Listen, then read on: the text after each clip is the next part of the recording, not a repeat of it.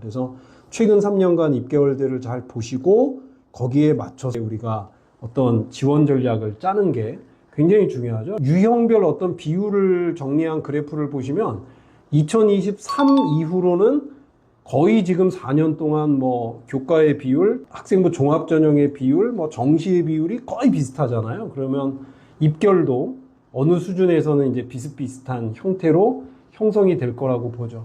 그래서 이제 의대 모집 인원의 변화보다 저는 이제 사탐런이 훨씬 더 영향력이 있을 거라고 보는데요. 아마 요 영상을 우리 찍고 나면 이제 6월 채점 결과가 아마 나오긴 할 텐데, 지난번에 이제 시험 볼 때 우리가 그 접수자 현황을 이렇게 봤을 때 평가원이 올해는 굉장히 좀 뭐랄까 이렇게 좀 앞장서서 그 자료를 발표한 게 있습니다. 그래서 보통은 이게 발표가 안 됐던 자료인데, 그러니까 재학생하고 졸업생하고 과탐, 사탐의 인원 요거를 발표를 해줬기 때문에 제가 분석을 해보면, 저는 사실 그 3월하고 5월 모의고사를 볼 때 재학생들은 꽤 사탐런이 있었다라고 생각을 했는데요.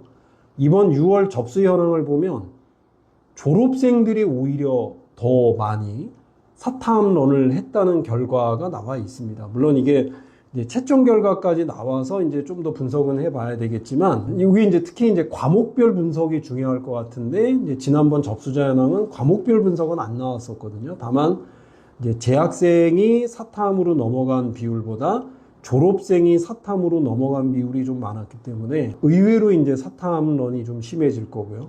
많은 분들이 이제 사탐론이 심해지면 어떤 문제가 생길까요? 이런 이제 질문을 하시는데, 제가 볼 때 일단 가장 큰 문제는 이제 과탐의 인원이 줄었기 때문에 결국은 1등급이나 2등급의 인원도 줄 수밖에 없습니다. 그러면 이제 그 과탐을 필수로 이제 봐야 되는 의학 계열이나 뭐 이런 케이스의 분야들은 최저 기준을 충족하기가 좀 어렵죠. 이런 이제 최저 기준 충족이 어렵다 보니 결과적으로는 이제 우리가 예상했던 그 입결보다 좀 의외의 수시 입결들이 아마 나오는 케이스가 좀 더 생길 수 있습니다. 물론 정시 모집에서는 이제 가산점이라는 게 있어서 뭐 어느 정도 이제 보완이 되긴 하지만, 제가 볼 때 이제 과탐의 인원이 많이 줄어든 과목, 지금 현재로서는 이제 화학원이 가장 대표적인 과목이 될 것 같은데요. 이 화학원 같이 인원이 많이 줄어들다 보면 정말 이게 뭐 한두 개를 틀렸을 때 막 4등급 이렇게 나올 수 있는 케이스도 아마 나올 수 있거든요.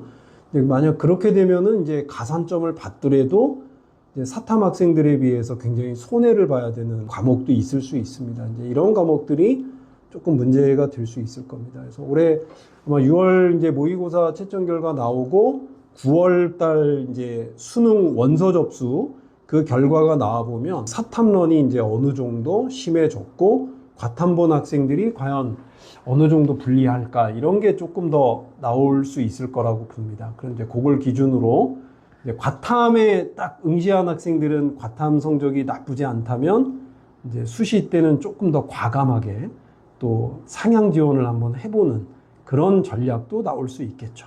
뭐 그런 게 이제 올해 입시의 특징인 것 같아요.